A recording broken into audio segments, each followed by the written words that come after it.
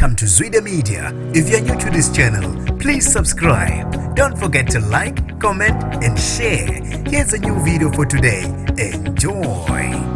Sekuqubuke omkhulu umsindo esikoleni zokuxhumana ngokushiwo ukhangelani mhlongo waziwa ngelika DSD ngokuqedelwa kwealbum ka-MGQUMENI ethi iSecret. uDSD ubemenywe kumbuso wamaciko akanye nongegaga amahlalela ndlovu bezogeqa amagula ngokusebenzisana nomGQUMENI. Ube eseveza ukuthi akekho umuntu waqedela ialbum ka-MGQUMENI ethi Secret njengoba kwaziwa ukuthi yaqedelwa ukhuzana. Abantu bebese bevuka inja ebomvu befuna iqiniso ukuthi ngampela ngabe ubani okhuluma manga, ngabe kwenzeka ukuthi ukhuzani wafaka waqedele album noma nje uqoko ludliwa umona. Abantu basale behlukane phakathi emva ngokushiwo uyena uDSD esikoleni zokuxhumana. umKblose uthe mina ngizwile mfokandlovu ngeguma ethi bona bakwenza konke nomGQUMENI kwaseke kufika ukushona kumGQUMENI, kodwa kungenzeka ukuthi ubaba uShobeni akanelisekanga ngokucula kukaMGQUMENI ngesimo sokugula kukaMGQUMENI wabesethatha